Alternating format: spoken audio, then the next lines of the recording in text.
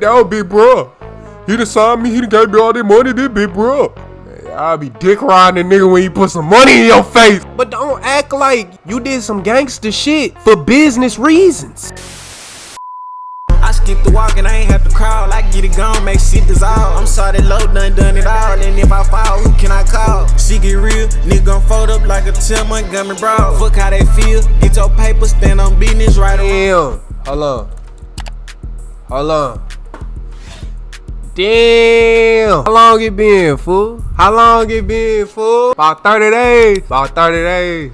29 to be exact. What's good, YouTube? It's your boy, Jonsotoxicc. And today, man, look, I done gave this situation ample time. I let the food cook a little bit. You know what I'm saying? I let the food cook a little bit longer. And this is usually what I do. Every situation that I plan to touch on, I want to make sure that like I got all the information before I just get on the internet talking about a situation. You feel me? Like I hate that shit. Like I be watching content creators myself, you know what I'm saying? Not like I used to. Like it ain't even for the entertainment factor no more. It's more so like with me being a content creator and shit, bro. I'm watching this shit almost like a student, like film room type shit. I'm seeing a lot of back-to-back videos, you know? Which, I mean, I get it, get your money and shit, but like, are we even putting out the right information at this point? You know what I'm saying? I feel like everybody just talking. Ain't nobody got the full story. You know what I'm saying? Seen something on No Jumper that said that all the information ain't even come out yet. But at the same time, can motherfuckers trust No Jumper? You feel me? Like, can motherfuckers trust No Jumper? Like we didn't seen what the fuck Adam 22 be on, fool. We done already reacted to that shit, fool. Matter of fact, if y'all ain't seen it, go watch it. I dropped a video like 2 years ago on that shit. We ain't even gonna speak on that nigga. Alright? So essentially, it's certain niggas that belong in prison, fool. We be so quick to be like, man, free this nigga, free that nigga. Leave that nigga where he at, fool. He good, I promise. That nigga feeling like he at home right now. Gonna watch hip hop history, break this shit down to us. This is a 30-minute video. This is going to be a long video. I want to let y'all know that off top. If y'all got the time, y'all can parlay. If y'all gotta chop this up, come back to it, you know what I'm saying? Like, I get it, my nigga, you know what I'm saying? I'm one of them type niggas too, bro. I can't sit through hour-long videos and shit like I used to, but just out of respect for the situation itself, fool, we just got to. $25 million. That is how much Gucci Mane allegedly collected off one artist, while that artist was sitting in a federal prison cell not seeing a single dollar. And when Pooh Shiesty's mother reached out for help, needing anything, even just support, Gucci Mane ignored her like she was nobody. But here's where it gets real dark. When Pooh finally came home after 3 years behind bars, ready to reclaim his career and collect what was owed to him, he sat down and asked Gucci Mane directly, "Where is my money?" And Gucci Mane looked him in the face and said, "I'm broke right now." Broke. The CEO of 1017 Records, the label that just spent 3 years collecting off one of the hottest artists in Memphis rap. Broke. Now understand something. In the streets, there is nothing, and I mean nothing, more disrespectful than playing with a man's money. That is the kind of thing people are willing to die over. And allegedly... Let's start here. Alright? Let's start here. Because allegedly they claiming that Gucci ain't put no money towards Big Sky funeral. For those that don't know who Big Sky is, that's Pooh Shiesty cousin. That nigga can rap his ass off. With that being said, bro, like, yeah, it's cool they can say that in this video, but, you know, I'm hearing shit talking about, like, that nigga up 10K for the funeral. Like he only put forth 10K for some flowers and shit. Niggas is feeling away about that shit. But my thing is, why he spent 10K on flowers, though? That's my only thing. The amount that he put into it, I feel like was respectable. Ain't gonna lie, black folks be expecting, like, bro, we be expecting niggas to just do for us, bro. We be expecting niggas to just do for us when they don't got to. An artist will die making all this money, right? You making all this fucking money, right? And you telling me you ain't take out for life insurance, my nigga? You telling me you ain't got no type of insurance? You know what you do for a living, and you didn't think maybe I should invest some of this money while I'm buying all these chains and cars and all this other dumb shit. Why don't I set up something for myself just in case some shit go left, so my folks ain't gotta go through hell when it come to burying me? That's what grown men do. Keep it 100 with you. Just keep it 100. That's type shit grown men do. With that being said, bro, like, and even if it wasn't Scar himself, fool, like, when you die, fool, that your family take care of that shit, fool. Your family carry that cross, bro. Somebody want to come help? Goddamn cool. Round of applause. You a real nigga. Know what I'm saying? Even if the nigga only fucking upped 3 bands, 4 bands, like, that's the stance I'd take on that shit if I was Gucci. And I wouldn't feel no type of way about it because I put money in the young nigga pocket. So what the fuck is you talking about? Like, motherfuckers insinuating that a motherfucker's supposed to do some shit for you. Like, man, bro, you fuck with me, right? Yeah, nigga, I fuck with you, but what that? Just because I fuck with you, I gotta come out of pocket and make all these sacrifices that ain't in my... That's not my responsibility to make, with all due respect. I seen clips from the funeral. That's a big family. And a lot of them niggas was iced up. Shit, I know me, nigga, if I'm coming to the funeral all iced up and, you know what I'm saying, drip me down and I'm popping my shit, you best believe we shouldn't even be talking about it if I put some money towards that shit. I don't know. That's the first thing I don't like off top. Shiesty was done talking. On top of all of that, Pooh came home thinking his contract with 1017 Records was done. He had done the time, he had paid his dues, he assumed that was it. But here's the part nobody told him before he signed that deal. When you go to prison, your recording contract does not end, it pauses. The clock stops on your album rollout obligations, but the CEO, he keeps collecting every stream, every sync, every royalty check, and you see zero of it while you're locked up. Pooh Shiesty did 3 years in federal prison. Gucci Mane came home to check after check. And when Pooh walked out and asked for his cut, he got excuses. So Pooh decided to handle it differently. He invited Gucci Mane to a meeting in Dallas, Texas. And what happened in that studio on January 10th, 2026 is now the most explosive story in hip-hop. And it is going to put Pooh Shiesty away for the rest of his life if the feds have their way. Stay right here, because what I'm about to break down for you is bigger than the robbery. We need to know what was stated in the contract then. 9 times out of 10, from what it sound like that was already Gucci money, fool. That sound like it was already Gucci's money, fool. Gucci fucking him over? I don't know. I don't feel like it's as back door as motherfuckers making it seem like it was. I feel like he was just walking out the terms and conditions of the contract. Playing with a nigga money is stepping outside of the terms and conditions of that contract for his financial benefit. That's fucking over Pooh Shiesty, not Gucci collecting money that he's already entitled to. Like, I don't know. I'm gonna let it play a little bit more, fool. I'm gonna shut the fuck up.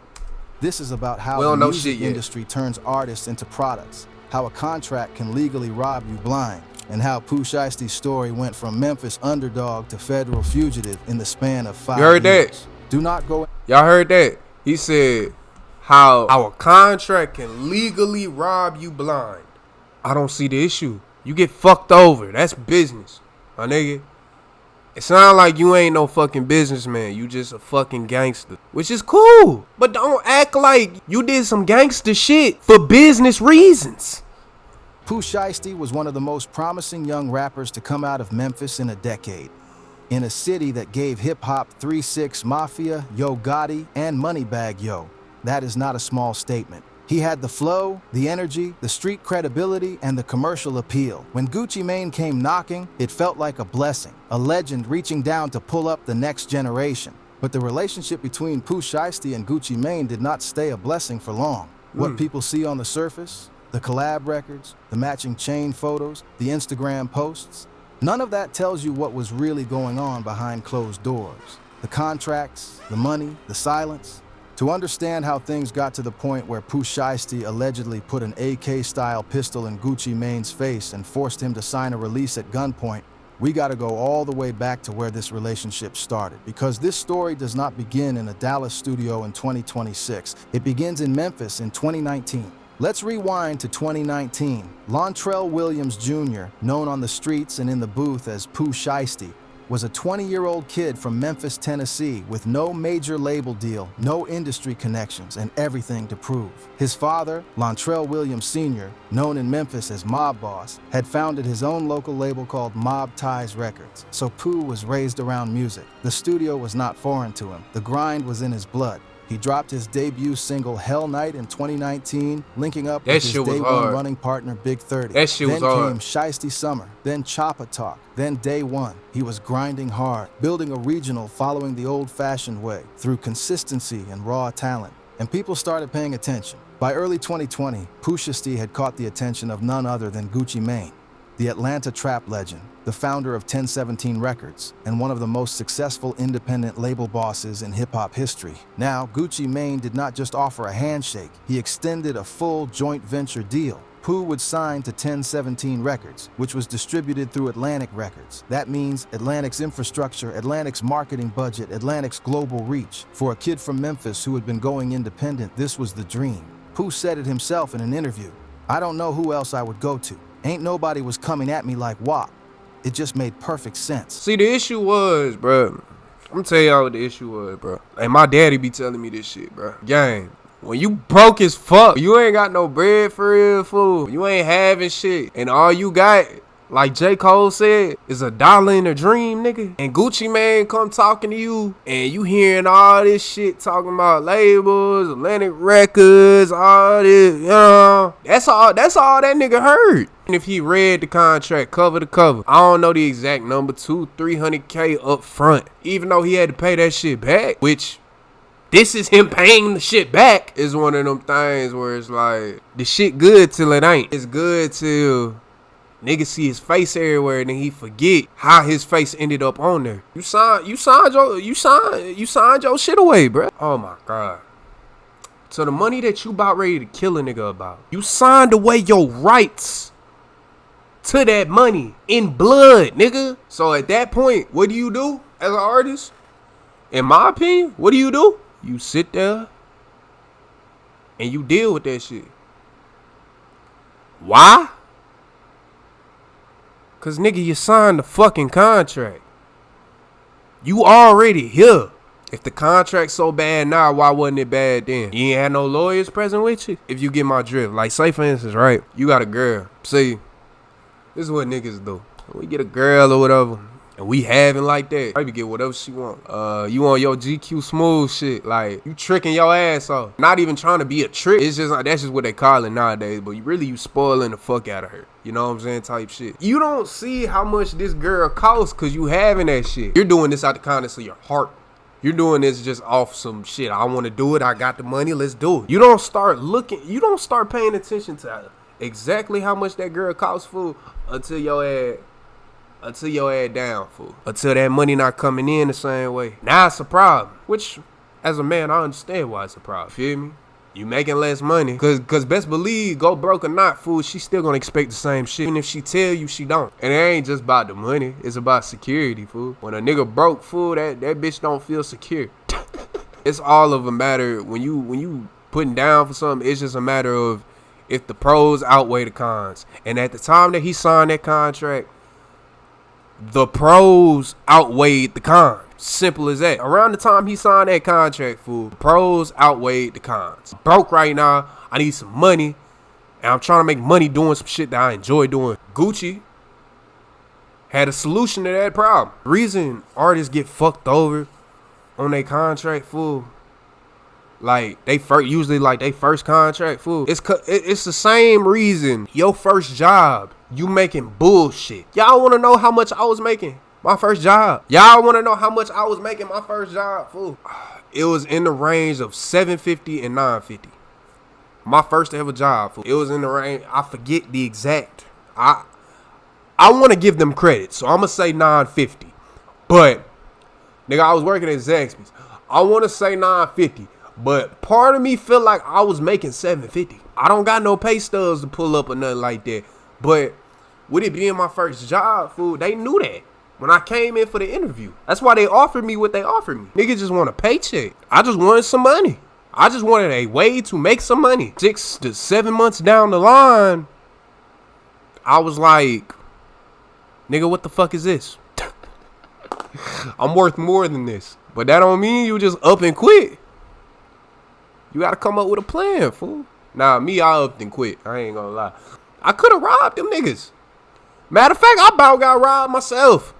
About got shot a couple times working up there, nigga. And not cause I'm in the streets, not cause I'm nigga, I don't know. Shit. God just wanted me to see that shit. God just wanted me to see that shit. Celebrated by dropping a collaborative single together called Still Remember. On the record, Pooh literally rapped about the blessing of the deal, comparing himself and Gucci to Shaq and Kareem. He was happy. He was grateful. Yeah. He was locked in. But that's big bro. That was big bro. He done signed me. He done gave me all that money. This big bro. Hey, I'll be dick riding the nigga when you put some money in your face. But soon as he take that shit away, you forget. I mean, all that shit out the window. All that shit out the. That's why I don't fuck with niggas, bro. Bro, I'm just holding Pooh Shiesty accountable for being Pooh Shiesty. By no means does this shit surprise me. And I'm finna touch on the other side of this shit here in a moment. I'm not just gonna beat up on Pooh Shiesty, but we not finna sit here and act like this nigga don't deserve to be held accountable. As it pertains to us as a community, artists never understand until it is too late. That deal was not just a record deal, it was a business arrangement structured to benefit 1017 Records and Atlantic First. When you sign to an imprint label like 1017, the label boss, in this case Gucci Mane, takes his cut before anything flows down to you. Recording costs, promotional costs, advances, all of it gets recouped from your royalties before you see a dollar. And the royalty split? In a typical imprint deal, the artist is often looking at 15 to 20% of the net, after the label takes its share, after Atlantic takes its distribution fee, after recoupment. The label boss is sitting at the top of that structure, collecting on everything. Let me break down exactly how a deal like this works, because most people have no idea how these numbers actually move. And this is the key to understanding why Pooh Shiesty felt robbed before he ever pulled out a weapon. A label like 1017 signs an artist. They are not just buying your music, they are buying your masters, meaning they own the recordings, not just the right to sell them, they own them. You are essentially selling the product you make to them in exchange for a percentage of what that product earns. In a standard recording deal in 2020, a new artist with no leverage would be looking at a royalty rate somewhere between 15 and 18% of what is called the SRLP, the suggested retail list price of the music. But here is the catch. You do not see those royalties until the label has recouped every dollar they spent on you. The advance they gave you, recouped. The studio time, recouped. The music videos, recouped. The promotional campaigns, recouped. Every dollar the label spends comes out of your future royalty pool before you see a single check. Meanwhile, the label boss, Gucci Mane in this case, is operating on the publishing side and the master ownership side simultaneously. On the master ownership side, labels typically keep 82 to 85% of all recording revenue. So every stream of Back in Blood that generated $1, Gucci Mane's 1017 Records was seeing 80+ cents of it. And there is something else people forget, touring. Before Pooh Shiesty went to prison, he was reportedly pulling in between $30,000 and $50,000 per performance. He was doing shows across the country at the peak of his momentum. A label with a 360 deal, which means the label takes a percentage of all revenue, including touring, merchandise, and endorsements, would be collecting off every show too. When you add it all up, streaming, album sales, touring, merchandise, sync licensing, radio royalties, the number that flows through a label off a commercially successful artist is staggering. And the artist, especially early in their career under a restrictive deal, sees a fraction of what the label collects. No cap. This is why so many rappers who go platinum end up broke. Pooh Shiesty did not have the leverage of a veteran. He was a new artist. He took what they offered him, because at that point in his career, the platform was worth more than the money. Exactly. That decision would define the next 6 years of his life. Now let me break down the money, because this is the core of everything. Within months of signing, Pooh Shiesty dropped the record that changed everything. November 6, 2020, Back in Blood, featuring Lil Durk, hits the internet. And the streets went crazy immediately. The song debuted on the Billboard Hot 100 and climbed all the way to number 13. Turned that nigga all the way up. That is one of the highest charting debut singles from any Memphis rapper ever. Yo. It was certified 5 times platinum by the RIAA. 5 times platinum. Now let's talk about what 5 times platinum actually means in real dollars. A platinum certification means 1 million units, combining streams, digital downloads, and physical sales. On streaming platforms, artists typically earn somewhere between 3 and 5 thousandths of a dollar per stream. That sounds small, but when a song racks up hundreds of millions of streams, the money adds up fast. Back in Blood has accumulated over 600 million streams on Spotify alone. And that is not counting Apple Music, YouTube, Tidal, Amazon, and every other platform. Conservative estimates put the total streaming revenue from that one song in the range of $3 to $5 million. And that revenue does not stop. It keeps flowing in every single month, every single year, as long as people keep pressing play. And guess who sits at the top of that revenue chain? Gucci Mane's 1017 Records. But Back in Blood was just the beginning. In February of 2021, Pooh dropped his debut mixtape, Shiesty Season, 17 tracks.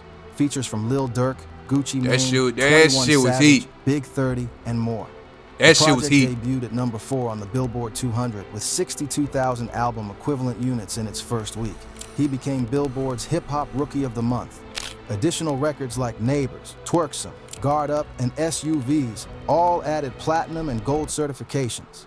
Multiple revenue streams flowing simultaneously. Streaming royalties, YouTube ad revenue, radio play, sync licensing deals, playlist placements. His name was everywhere. At the peak of his momentum, Pooh Shiesty's annual income from music was estimated at over $1 million a year. And remember, that is Pooh's share after recoupment. The label was taking its cut before any of that hit his pockets. According to people familiar with how 1017's deals work, an imprint deal structured the way Pooh's was would likely give Gucci Mane's label a 50 to 70% take of the master recording revenue before Pooh sees anything, and that is before Atlantic gets their distribution percentage. When you calculate the full picture of what 1017 was generating off Pooh Shiesty between 2020 and 2022, the streams, the tours, the merch, the features, the sync placements, we are talking about serious money flowing through that label.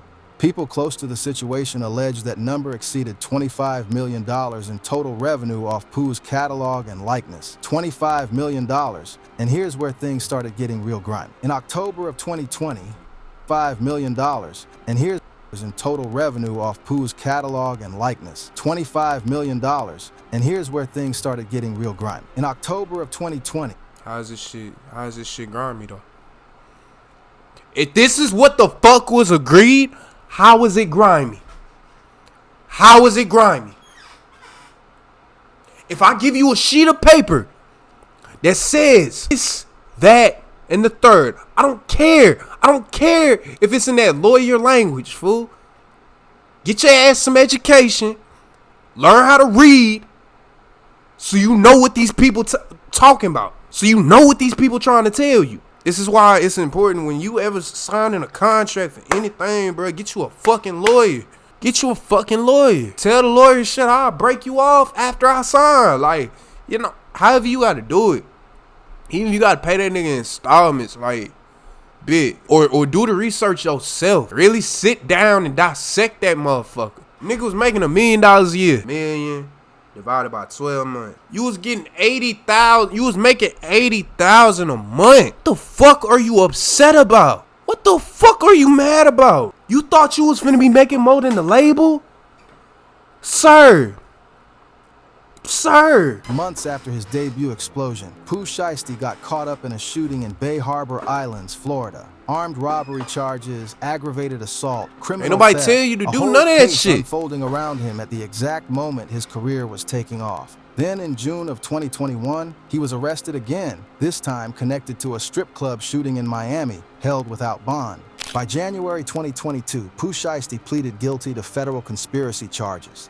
And in April of 2022, he was sentenced to 5 years and 3 months in federal prison. He was 22 years old. Now here is the part that grinds your soul when you think about it. The moment Pooh Shiesty walked into that federal facility, his clock as a working artist stopped. No tours, no appearances, no new music drops, no brand deals, no nothing. But his catalog, that never stopped working. So Back in Blood kept streaming. Shiesty Season kept selling. Radio kept spinning his records. Playlists kept featuring him. YouTube kept running ads on his videos. And all of that revenue, every dollar that came in off the music that Pooh Shiesty created, kept flowing through 1017 Records, kept flowing to Gucci Mane for 3 years straight. Think about that for a second. 3 full years of streaming revenue, sync licensing, playlist royalties, YouTube monetization, all generating income off the name and voice of a man sitting in a federal cell with no access to any of it. The system kept spinning, the checks kept coming, and not a single dollar of that money allegedly made its way back to Pooh or his family while he was locked up. That is not a rumor. That is how the music business is structured. The masters keep generating money whether the artist is working or not, and the label, the entity that owns those masters, collects every penny while the artist is away. There is no pause button on royalties. There is no morality clause that says if the artist is incarcerated, the label stops collecting. The machine does not care. It just keeps running. And according to people close to the situation, Gucci Mane ran that machine for 3 years off Pooh Shiesty's back and did not send a dollar home. Now this is where it gets personal. This is where it stops being just a business story and becomes something else entirely. While Pooh Shiesty was sitting inside a federal correctional facility, his family on the outside was still living life. His mother, Gladys Baines, known publicly as Mama Shiesty, was out here holding things together, raising grandkids, managing what was left of Pooh's affairs, keeping the family together while her son did his time. And according to people close to the family, Gladys Baines reached out to Gucci Mane for help. Now understand the context. This is not a stranger asking for a handout. This is the mother of the artist whose music was actively making Gucci Mane money in real time, while Back in Blood was racking up streams, while Shiesty Season was on playlists worldwide, while Gucci was cashing royalty checks. Pooh's mother was reaching out for support, and allegedly Gucci Mane ignored her. A post that circulated on social media, made by someone close to the family who tagged Mama Shiesty, made a claim that shook the internet, that Gucci Mane made over $25 million off Pooh Shiesty's music during his incarceration and did not split a single dollar with his family. Not $1. Mama ain't read the contract though. Mama thinking from a struggling mama that need help. I ain't gonna lie, nigga like me. You know what I'm asking my mama? Mama, what the fuck you doing with the money? And as her son, you can ask her this shit. And she'll be like, yeah, that sound like my son. Cause I'm the type nigga, bro. I ask questions and shit, bro. I'm not just finna fly off the handle just off of...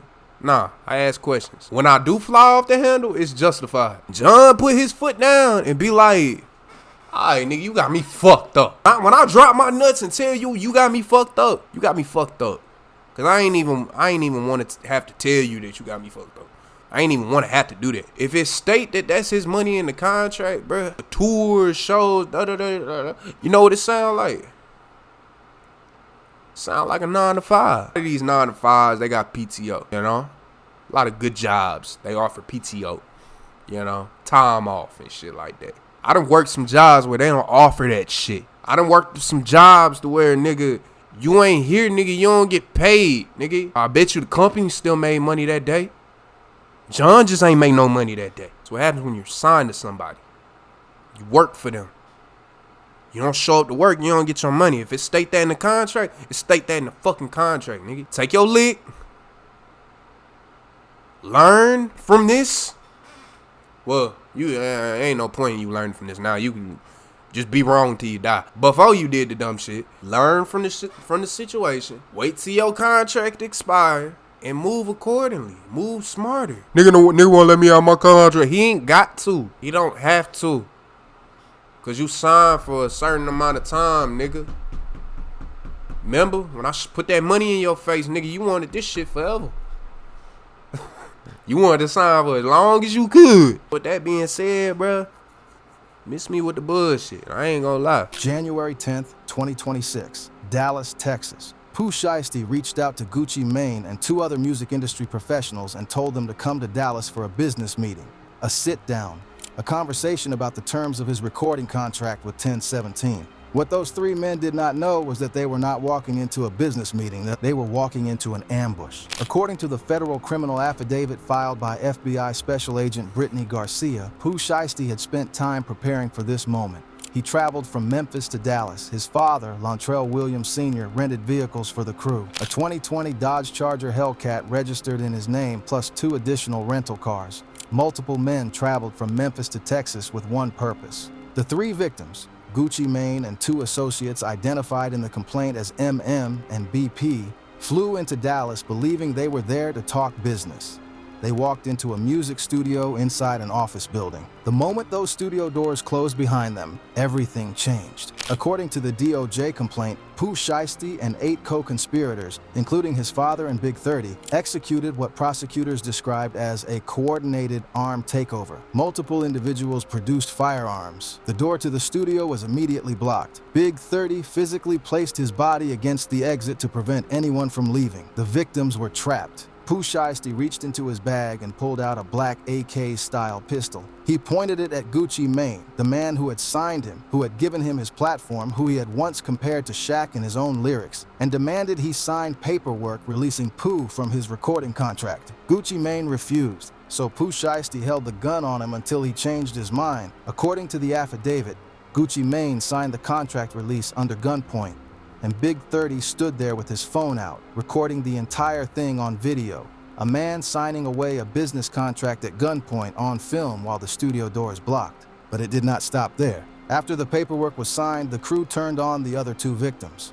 Multiple firearms came out.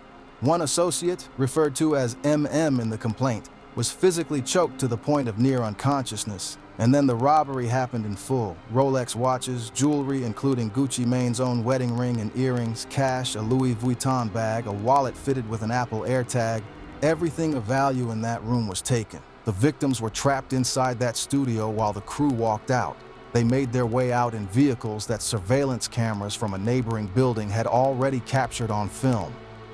And then, and this is where the story gets unbelievably reckless, some members of the crew went on social media and posted the stolen items. They posted the Rolex watches, they posted the jewelry on their own accounts. After a federal kidnapping and armed robbery, the moment word spread on social media that Gucci Mane had been robbed.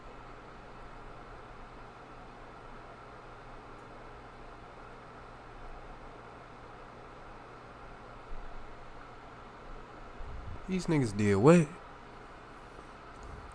I'm still on Big 30 recording, cuz. Big 30, I'm highly disappointed. Was the goal to get away with this shit? I'm trying to figure that out. Was the goal to get away with this shit? Was that the goal? Or did we just want to fuck up Gucci Mane? I'm confused now. What was our motive, nigga? Like, came back from with a banana.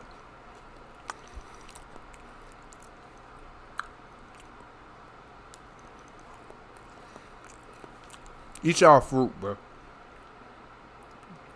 Eat fruit. Make sure y'all eating y'all vegetables. I'm just getting over being sick, bro. And I think it's because I wasn't eating enough vegetables. Shit always happen. Like, I'll be feeling good as fuck. And I'll go a week. Say, like, I don't get nothing from the store or something like that. Man, bro, I'll be fuck around and be fucked up. Let it be the wrong week.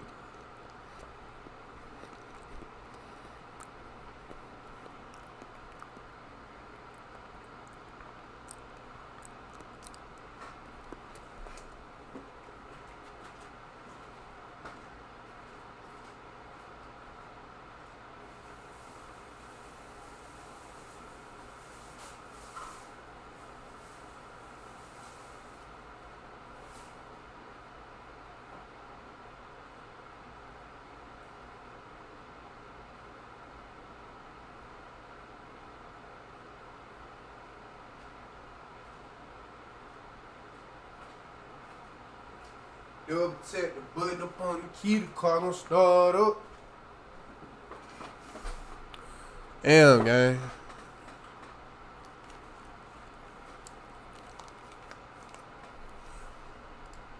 Kidnapped by his own artist, the entire rap internet exploded. Some people sided with Pooh, arguing that if the money allegations were true, Gucci brought it on himself. Did you lose a lot of money sports betting on DraftKings or FanDuel? You may qualify for up to $75,000 or more. Himself. Others called the move reckless and stupid, pointing out that you cannot run a legitimate comeback and pull a move like that at the same time. But the thing that really got people talking was the cooperation, the fact that Gucci Mane gave information to federal investigators. In the world Pooh Shiesty came from, going to the police after getting robbed, even if you are the victim, carries a stigma that no amount of legal justification erases on the streets. 50 Cent immediately hopped online to fire shots at Gucci's credibility. Old videos of Gucci Mane saying "don't tell the police" resurfaced and went viral overnight. The court of public 50 Cent can shut the fuck up. That nigga still gotta go see T.I. I don't want to hear shit 50 Cent got to say right now. Yeah, we ain't talking about you right now. Like, 50 don't ever know how to mind his motherfucking business. Y'all ever notice that shit? That's the only thing I'll say about 50 Cent. Like, respect the fact that the nigga speak his mind, but sometimes I just be wanting 50 Cent to shut the fuck up. Like, sometimes, like, it'll be better for his own peace if he shut the fuck up. It's gonna come out anyways, cause they choked out one of the fucking A&Rs. One of the little white niggas that came with Gucci, fool, to sit down and had his interview. They choked one of them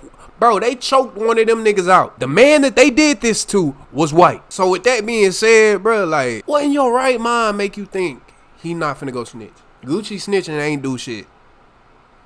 That shit was gonna come out anyways, one way or another. Bro, they told on themselves. They just said that they was out on social media flexing all the shit that they got. Y'all telling me these niggas didn't want to get caught? I can either kill you or put you back in prison.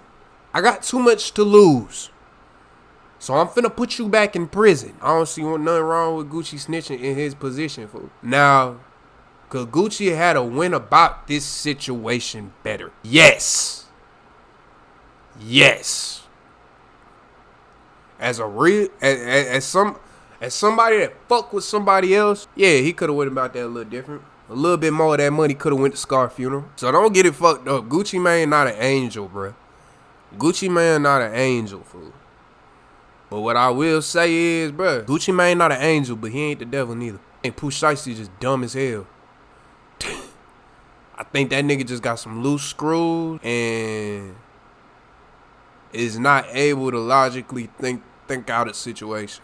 I think Pooh Shiesty is very unreliable when it comes to making smart decisions, smart long-term decisions. This video has proven that from beginning to the end. This nigga is horrible at making long-term decisions. visual, FBI badge, ankle monitor graphics, social media post screenshots, DOJ seal. The FBI was already involved before the arrests were made public. And when you look at the evidence prosecutors compiled against Pooh Shiesty and his crew, the case is airtight in ways that are almost hard to believe. First, the ankle He's still monitor. on papers. Pooh Shiesty was on federal home confinement at the time of the Dallas He's still riot. on fucking He came from papers. prison in October 2025, but he was not fully free. He was on supervised release with an ankle monitor. That ankle monitor placed him at the scene of the crime. GPS data from the federal monitoring system tracked his location to that Dallas studio on January 10th. The government's own supervision technology put him in the room. Second, the surveillance footage. Cameras from a neighboring building captured the vehicles the crew used. Two of those cars were rental vehicles rented in the name of Lontrell Williams Sr., Pooh's father. The Dodge Charger Hellcat was registered to Pooh's father. The vehicle trail from Memphis to Dallas is documented. Third, the social media posts. Members of the group photographed the stolen goods and posted them online. Investigators matched those items to what the victims reported stolen, and those accounts were linked directly back to the defendants. Fourth, the video Big 30 recorded. Video of Gucci Mane signing the contract release under gunpoint, on camera. Documented evidence of the crime in progress, allegedly created by one of the defendants themselves. And now let's talk about what they are actually facing in court, because the charges here are not something you negotiate your way out of with a good lawyer and a clean record. The federal complaint was filed Monday, March 30th, 2026. By Wednesday, April 1st, the FBI had executed raids simultaneously across Dallas and Memphis. The FBI's Memphis field office hit a home in Cordova, Tennessee. A property records search confirmed it was owned by Pooh Shiesty. Multiple arrests went down in a single day across multiple cities. Those charged include Pooh Shiesty, Lontrell Williams Jr., as the ringleader, his father Lontrell Williams Sr., Big 30, Rodney Wright Jr., plus 6 additional co-conspirators: Kadarius Waters, Demarion Gibson, DeMarcus Glover, Corday Johnson, Darian McDaniel, and Terrence Rogers. 9 defendants total. All 9 face federal kidnapping charges. And this is critical. Federal kidnapping is not a state charge. It is not a robbery charge that gets plea dealed down to a few years. Federal kidnapping carries a maximum penalty of life in prison. No parole in the federal system. If convicted, Pooh Shiesty, who is 26 years old, could spend every remaining year of his life inside a federal penitentiary. His father is facing the same charges. Big 30, his closest collaborator, his day one, the man he made music with since they were teenagers, is facing the same charges. This one move took out an entire circle. U.S. Attorney Ryan Raybould addressed the media directly. For anyone contemplating using violence and intimidation as a business practice, I'm here to tell you that it will be vigorously investigated and prosecuted. And the lawyer for Big 30, Arthur Horn, told media his client had no prior criminal history, that he and Pooh had come up together in the music game, that people should wait for all the facts before passing judgment. But the facts already public or damaging. They paint a picture of a man who felt cornered, trapped by a contract, broke after 3 years in prison watching someone else profit off his art, and who made the worst possible decision when he finally snapped. This situation is bigger than Pooh Shiesty and Gucci Mane. This is a story the entire music industry needs to sit with, because what allegedly happened here is not unique. The details are extreme. Nobody else has allegedly pulled out an AK to get out of a record deal. But the underlying grievance? The feeling of being trapped, of watching someone else collect off your work while you sit in a box, of coming home with nothing after giving everything, that is not rare in this industry. That is a pattern. Rick Ross addressed the situation the day after the arrest dropped and said something that actually made sense. He told his followers that if you signed a deal for $100,000 and now there is $10 million on the table, you renegotiate. You have to do it through legitimate channels. You cannot bring the streets into the boardroom. And he is right about the method. But he also acknowledged what everybody already knows, that the underlying tension Pooh Shiesty felt about money and contracts is a conversation the industry has been avoiding for decades. Because here is the reality of what a standard imprint deal does to a young artist from the hood. You come in with no lawyer who really understands music law, you get an advance, maybe a few $100,000, and you think you are rich. But that advance is recoupable. Every dollar they spend marketing you, recording you, promoting you, comes out of your royalties before you see a penny. And meanwhile, the label is collecting master recording revenue that the artist sees very little of. Pooh Shiesty created a 5-times platinum hit. He created a top 5 debut mixtape. He generated hundreds of millions of streams. And he came home from prison with an estimated net worth of $3 to $4 million, while his label allegedly pulled $25 million in revenue off his catalog. That is the real score that got kept. That is the math that broke him. And here is where things stand today. Pooh Shiesty is in federal custody. His father is in federal custody. Big 30 is in federal custody. The man who once rapped that Gucci came and got him is now staring at a potential life sentence for how he tried to get himself out.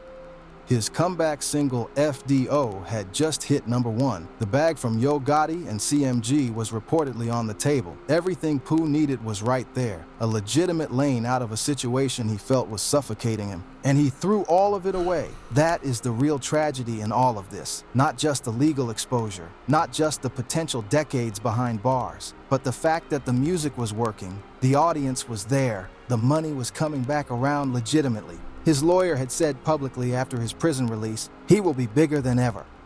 The streets do not care about your streaming numbers when you feel disrespected, when you feel like someone took from you and looked you in the eyes and lied about it, when your mother was calling and getting ignored. All the logic in the world does not compete with that kind of pain. I don't give a fuck. I don't.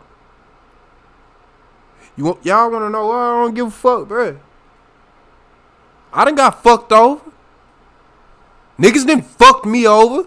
You think niggas ain't fucked John over, bruh? In all the years I've been doing this shit, you think niggas ain't fucked John over? They might not fuck me out of millions of dollars, but niggas done wasting my time before.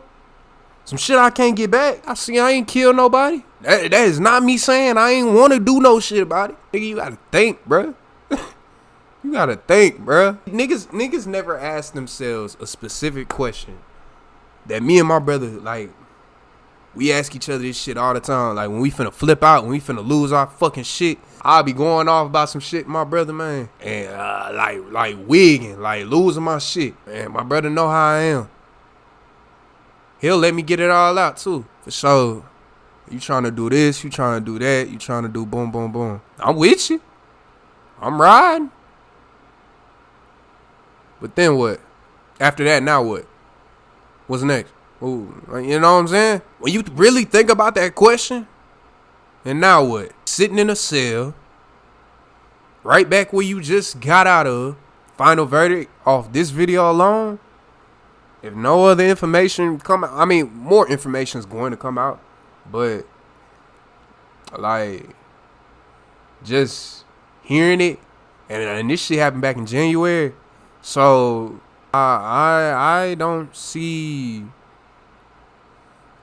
it. Pooh Shiesty needed a nigga right there to be like to talk him down, fool.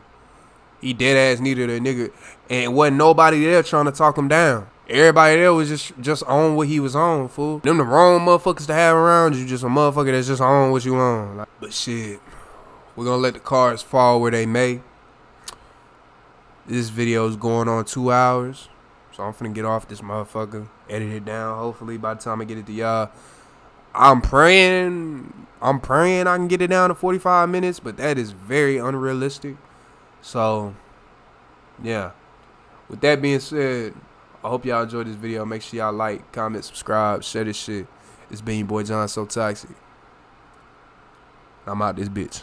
Okay. Barely talk to dad, barely talk to granny before she died. Hope she ain't mad. That's my fault, that's my bad. What the fuck I was looking crash, thought I blame me.